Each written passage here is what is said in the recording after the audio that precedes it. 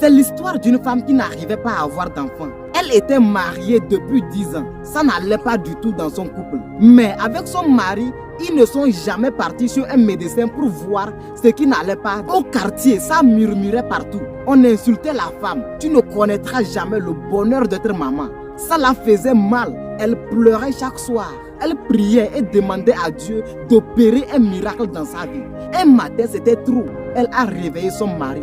Chérie, s'il te plaît, allons voir un spécialiste et voir ce qui ne va pas avec nous. Peut-être que le spécialiste va nous dire ce qu'on doit faire pour que je puisse tomber enceinte. Le mari a rassuré la femme en disant: pourquoi aller voir un spécialiste? Le mari avait peur de découvrir des choses à l'hôpital.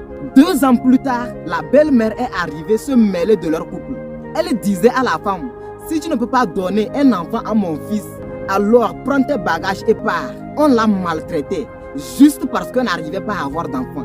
Chaque jour, elle ne faisait que pleurer. Le monsieur avait l'argent et sa mère a dit: mon fils, tu as l'argent, prends une deuxième femme. Moi, je veux tenir mes petits-enfants avant de partir de ce monde. La pression était trop sur lui. Alors, il a décidé de prendre une deuxième femme. 1 an après, la deuxième femme est tombée enceinte. Ils ont oublié la première femme, celle qui l'a soutenue, celle qui l'a aidé à construire son business.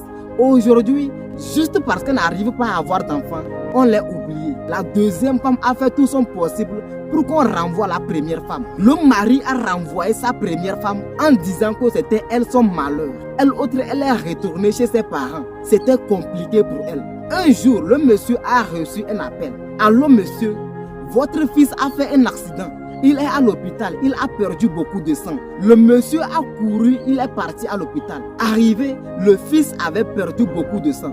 Il fallait une transfusion sanguine. Le père s'est porté garant. C'est mon fils, donc je veux lui donner mon sang. Après les analyses, le docteur a dit non, on veut le vrai père de l'enfant. Parce que vous n'êtes pas compatibles. Tu n'es pas le vrai père de l'enfant. Le ciel était tombé sur le monsieur. Il ne savait plus quoi faire. Il a fait les tests.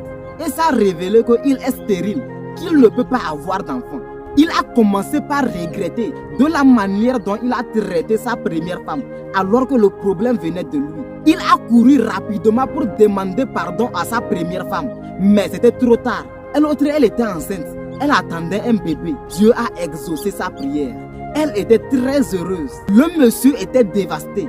Il a perdu sa première femme et sa deuxième femme, il ne l'aime plus comme avant. Il n'arrive même plus à la regarder en face. Il ne sait pas quoi faire. Doit-il chasser sa deuxième femme et rester célibataire? Que faut-il qu'il fasse? Ton avis m'intéresse. Dis-le dans les commentaires. Et partage cette vidéo à tous tes amis. N'oublie surtout pas de t'abonner et de liker.